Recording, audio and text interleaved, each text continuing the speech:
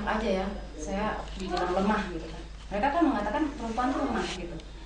Saya nggak mau dibilang lemah, saya harus seperti laki-laki. Makanya kalau di Jakarta sekarang semua kerjaan laki-laki dipegang oleh perempuan juga, seperti kenek. Ya, kalau dulu kan kalau kenek di bis itu ya semuanya, sekarang semuanya siapapun ada perempuan ada masuk dalam lapangan kerja laki-laki. Itu pengaruh dari feminisme. Dan di sini kita sebagai muslimah ya, seorang Islam yang beriman harus mengetahui ilmu apa yang harus kita miliki sebagai seorang muslimah. Mungkin dalam Islam memberikan kebebasan gitu, bahwa talabul ilmi fardhatun 'ala kulli muslim. Menuntut ilmu itu wajib bagi setiap orang muslim, laki-laki atau perempuan.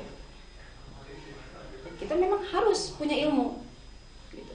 Namun dasar yang paling utama dari seorang muslim, dia harus punya ilmu agama. Makanya anak-anak, biarkan dia punya cita-cita mau jadi dokter, mau jadi insinyur, biarkan dia. Tetapi usahakan didik yang ilmu yang pertama kali dia dapatkan adalah ilmu agama. Ya. Ada TPA ya. Mungkin anak-anak yang sudah umur, semalam saya bahas di Brunswick itu ya, anak perempuan khususnya umur yang sudah 7 tahun 8 tahun itu sudah mulai diajarkan fikih gitu. Karena dia punya hukum-hukum tersendiri.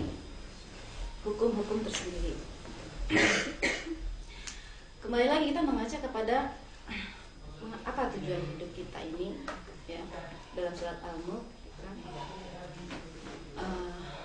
alladzi khalaqal mauta wal hayata liyabluwakum ayyukum ahsanu amala. Tadi kita sudah bahas di antara 7 prinsip ya, tujuan hidup kita adalah akhirat ya. Bagaimana kita masuk ke alam akhirat kalau kita tidak tahu ilmu memasuki alam akhirat? Apa saja yang harus kita persiapkan untuk masuk ke alam akhirat? Itu ada ilmunya. Seperti ibu mau masuk ke Jerman, ibu harus tahu tuh undang-undang Jerman, aturan-aturan Jerman. Kalau nggak tahu, ibu pasti akan kena delik, kena hukum. Sama juga dengan kita.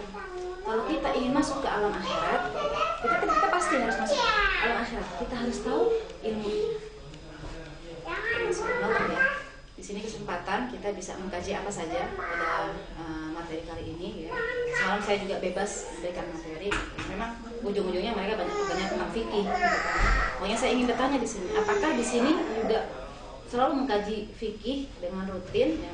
Itu juga harus kita kondisikan gitu. Misalnya Mbak Anita sudah baca buku sebelumnya, duduk bareng-bareng, diskusi bareng. Karena perempuan itu punya hukum khusus ya. Masalah haidnya, masalah nifasnya, itu akan berpengaruh kepada ibadah-ibadah yang lain. Dan di sini tadi saya, ilmu apapun ya, ilmu dunia, ilmu akhirat itu harus kita miliki, tapi utamakan ilmu akhirat dulu. Ilmu yang menyelamatkan kita di alam akhirat. Jangan sampai kita, makanya belajar tuh sebenarnya dari mana aja bisa.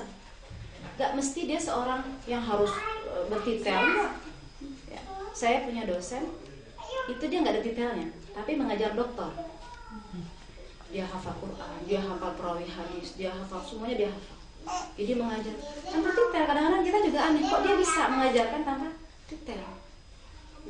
Tetapi subhanallah, yang dilihat oleh university di sana bukan titelnya, tapi keilmuan yang dia miliki. Jadi ketika saya menanya, saya ada PR ya waktu itu, saya bingung, gak bisa menemukan riwayat hadis mana ini. Hadis ini kedudukannya apa? Kok tiba-tiba perawinya saya nggak tahu. Saya nanya ke dia, langsung dia hafal. Ahmad bin Fulan, dia adalah thiqah. Cari di buku dia langsung hafal. Padahal dia nggak punya titel. Dan kita sebagai muslimah, perempuan, tugas kita sangat besar. Orang-orang non-muslim ingin menyerang Islam itu lewat perempuannya. Kalau perempuannya bejat, bangsanya pasti bejat. Makanya yang rusak itu adalah perempuannya. Mengapa? Ini lihat bayi. Pas lahir, nenek langsung diemah. Setiap hari bapaknya kerja. Yang dilihat akhlak ibunya. Makanya kalau ayahnya soleh, ibunya tidak solehah, kemungkinan besar gagal mendidik anak. Sebaliknya, kalau ibunya solehah, ayahnya bejat, masih ada kemungkinan besar anak itu akan sukses dunia akhirat. Karenanya, ya, kalau kita pelajari Imam Syafi'i, ya, Ibnu Ahmad bin Hanbal, itu semuanya mereka itu menjadi ulama besar. Kenapa? Karena didikan seorang ibu. Imam Syafi'i umur 5 tahun sudah hafal Quran. Dari mana? Kalau bukan ibunya. Kalau dulu mungkin tidak ada TPA, kita gampang kalau sekarang ya nyari TPA setiap hari Sabtu narok udah selesai kita tungguin gitu. Kalau zaman dulu tidak, mereka langsung ibunya. Nah kan kemarin ada seorang ibu yang Murenswek ya, ada saya nggak tahu dia sudah bercerai dan punya anak. Saya bilang ini ngajinya di mana? Gitu dia anaknya wajah Jerman ya, mungkin suaminya Jerman. Dan saya di Indonesia sudah belajar, gitu. Tapi sekarang saya nggak berani ngajarin, saya takut salah. Gitu. Saya bilang, ibu harus duluan tahu bagaimana membaca Al-Quran, mengerti Al-Quran. Anaknya boleh saja dimasukkan TPA, tapi harus seimbang. Jadi ibu mutabaah di rumah juga hafalannya, di sekolah juga kita sebut. Nggak bisa, tangannya dia kena semua.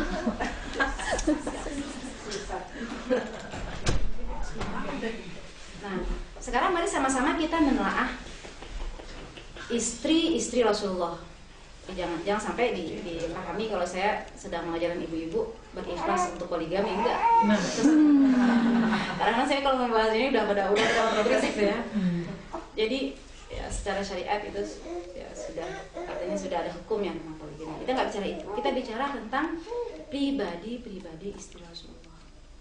Masing-masing dari mereka punya keunggulan-keunggulan.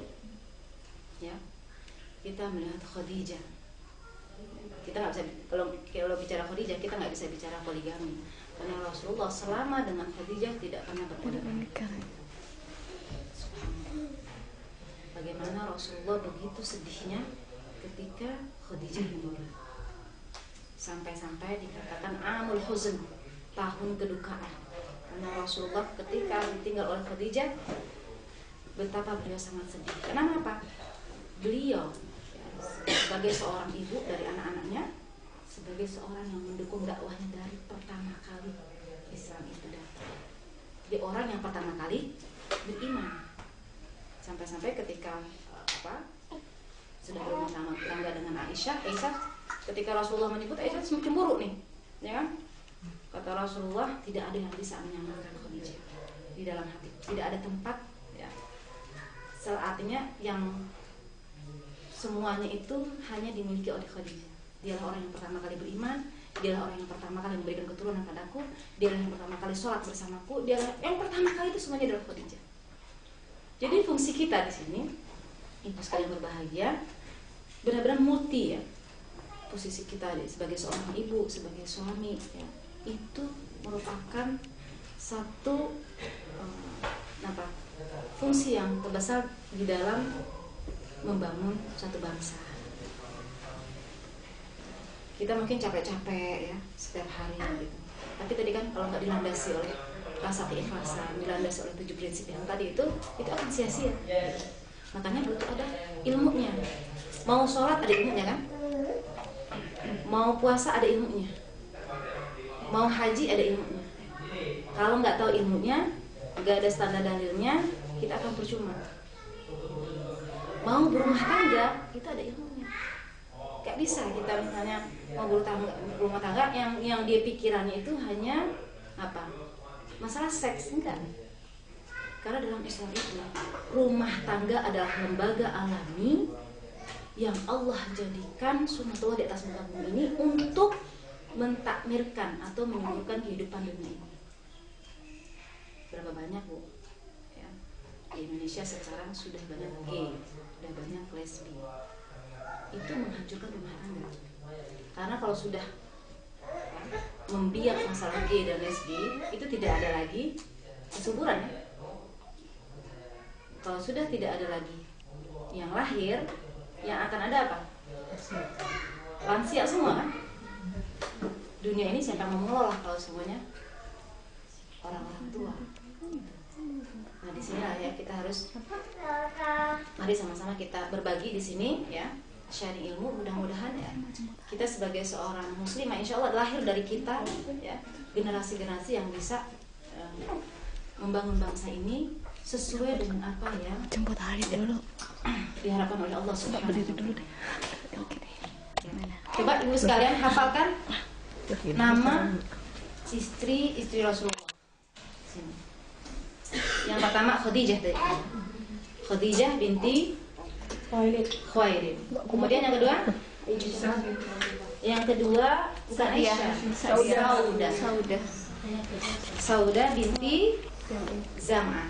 Yang ketiga? Aisyah binti Abu Bakar. Yang keempat?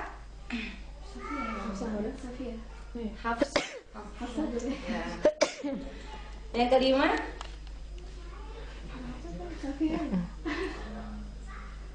Nah, berarti kan wawasan kita masih belum. Mereka itu adalah selain kita. Kalau Teladan urutannya hidup kita. nggak hafal tapi Ya, nama-nama. coba tidak perlu. Nah, yang Zainab, Zainab, kemudian Jasi, nah, Ummu Kulsum, Kulsum, terus cuma yang tahu ya kembar Maria doang. Alfiyah, Maria. Ya, coba sebutkan semua nanti saya jelaskan. terus lagi Ada Juwairiyah, Zainab ada dua. Iya. Jasi Zainab sama nih. Zainab apa satu lagi ya lupa. Ya, Zainab ada dua, binti Khuzaimah. Asal Terus, apalagi? Harus punya nih bukunya ya, karena masya Allah gitu loh. Masing dari istri Rasulullah itu punya keunggulan dalam ibadah. Ya, kalau Hafsah terkenal dengan qiyamul lailnya, terkenal dengan puasa sunnahnya. Ya kan? Zainab binti Khuzaimah terkenal dengan ummul masakin, ya ibunya orang-orang miskin. Jadi dia senang bersedekah ya, berbagi kepada orang-orang miskin. Kemudian kalau Aisyah terkenal dengan kecerdasannya, gitu kan. Kita harus cerdas gitu. Kita jangan bilang saya banyak tuh di Jakarta, Bu, apa profesinya? Saya cuma ibu rumah tangga. Saya tuh kalau ketemu teman-teman SMA gitu, saya sih cuma ibu. Kayaknya nggak semangat nih buat ibu rumah tangga. Padahal dia harus bangga menjadi ibu rumah tangga. Kenapa? Karena anak-anak itu 24 jam kita bisa lihat, kita bisa mendidiknya dan menjamin masa depan dunia akhiratnya. Asalkan kitanya punya bekal ilmu yang banyak ya. Gitu. Jangan salah mengarahkan cara mendidik anak-anak. Jadi Khadijah, Saudah, Aisyah, Hafsah, Zainab binti Jahsh, Juwairiyah binti Al-Haris, Zainab binti Khuzaimah, Ummu Salamah, Ummu Habibah, ya, Sofia, ya, kemudian Maimunah. Kalau ibu sekarang mungkin pernah dengar kira-kira berapa istri Rasulullah? Nah, ini. Berapa? Nah, 14, ada yang bilang 11, 14. 13. Waduh. Nah, berarti ini jumlahnya berbeda-beda kan? Jadi ya, yang disebut 9 karena beliau ketika meninggalkan 9 orang istri. Kalau ada yang menyebutnya 11, berarti itu keseluruhan istrinya. Kalau ada yang mengatakan 12, ternyata di dalamnya ada Maria Kiptia yang bukan istri, tapi dia hanya budak. Nah, tapi budak ini melahirkan seorang anak Ibrahim. Ini harus jelas gitu. Kita Menurut budak dia budak. Ya kan Tapi udah yang dinikahi kali ya. yang diangkat sama Iya, enggak Enggak. pernah dinikah. Dia hanya budak yang dia hadiahkan dan lahirlah Ibrahim. nggak nikah. Sip, berarti setelah ini harus masing-masing punya buku sejarah. Paling tidak ya kita memahami siapa saja sih yang harus kita teladani. Karena mengapa kita sekarang akui sekarang yang kita lebih kenal apa? Artis atau para sahabat? Nah, bagaimana dengan anak-anak kita kan gitu? Kita saja mungkin dengan sahabat nggak kenal, dengan sahabiat kita nggak kenal, apalagi anak-anak kita. Nah, gitu. Jadi caranya kita punya buku. Setiap kita mau mendongeng anak itu ada satu buku ya, tentang kisah mereka satu saja. Tidak mesti yang susah-susah, yang mudah-mudah, yang berhubungan dengan akhlak. Ya, cerita tentang Mus'ab bin Umair. Ketika sebelum Islam dia, Masya Allah berwangi-wangi semuanya. Tapi ternyata pas Islam dia melepaskan semua pakaian-pakaian yang menampilkan keindahan. Semuanya itu dia lepaskan demi Islam. Terus ya, profil-profil orang-orang soleh yang jujur. Ini susah kan, kita ingin membina seorang anak yang jujur. Kita sulit. Caranya bagaimana supaya anak kita ini menjadi seorang anak yang jujur? Karena sekarang media-medianya sudah ngajarin yang nggak benar kan? Media-medianya ngajarin nipu temannya itu kan, kalau di sinetron-sinetron seperti itu kalau saya pelajari ya, Masya Allah ya, buruk sekali contohnya. Kadang-kadang juga dari cara ngomongnya ya di dalam sinetron itu juga ngajarin anak kita itu untuk bicara yang tidak baik kepada orang tua, gitu kan? Bagaimana caranya gitu kan? Dan media itu lebih kuat menasihati anak kita, mengajarkan anak kita.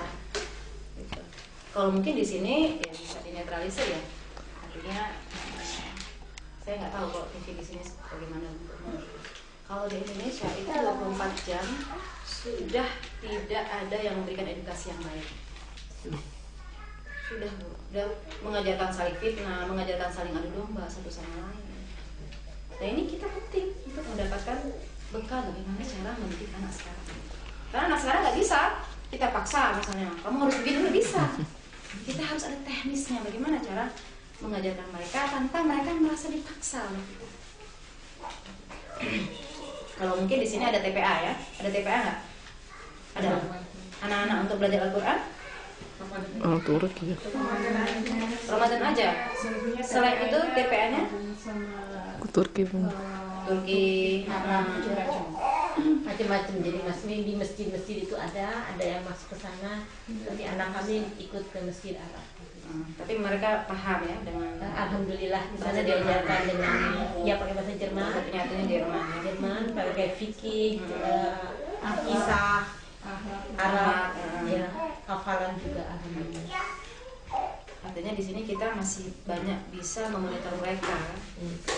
Kalau di Indonesia memang kita tidak bisa memonitor mereka 100% gitu kan. Karena di dalam rumah sendiri medianya sudah mengajarkan yang tidak baik. Karena kita sudah masa aman aja jalan kemana-mana, tapi anak kita nonton tanpa ada yang memandu. Kita nggak tahu apa yang mereka tonton. Nah, ini yang Masya Allah menjadi PR kami ya di Indonesia. Kami kadang-kadang berusaha kalau ada sesuatu yang mengganjal langsung kita dosen semua yang sebagai memberikan SMS supaya memberikan kritik ya terhadap media di sana sebut dengan Komisi Penyiaran KPI itu ya. Jadi kita SMS bahwa ada tayangan yang tidak bagus, langsung kita hanya kita bisa hanya itu gitu. Karena kita tidak punya kepemimpinan yang Islami gitu. Di sana ya kita hanya bisa seperti itu gitu. Sudah artinya Islam sendiri yang berpuasa sesuai dengan Islam, mungkin kita bisa berjalan sesuai dengan syariat Islam, tapi ternyata tidak bisa semudah itu gitu. Dan satu-satunya cara kita dari rumah masing-masing membekali diri kita dengan ilmu-ilmu agama. Semalam kita membahas masalah fikih ya, karena memang awalnya saya bahas secara umum, ternyata pertanyaannya lari-larinya ke fikih-fikih juga gitu kan. Makanya saya anjurkan di sini ada yang memandu fikihnya. Paling tidak setiap bulan ibu semuanya berkumpul, duduk, baca buku. Karena sebenarnya ilmu itu dari mana saja bisa gitu ya. Harus ada yang memandu agar kita benar-benar mau belajar. Karena kalau di rumah kita mungkin bacanya ngantuk ya, terus mungkin ada nggak paham, nggak jelas, jadi sulit gitu kan. Di sini siapa ustadzahnya? Yang kayaknya saya dengar Hanover ada ya ustadzahnya ya. Siapa? Oh, Mbak Mira. Ya, baik, kita kembali lagi. Coba, apa yang ibu pahami tentang Khadijah? Siapa yang bisa memahami Khadijah?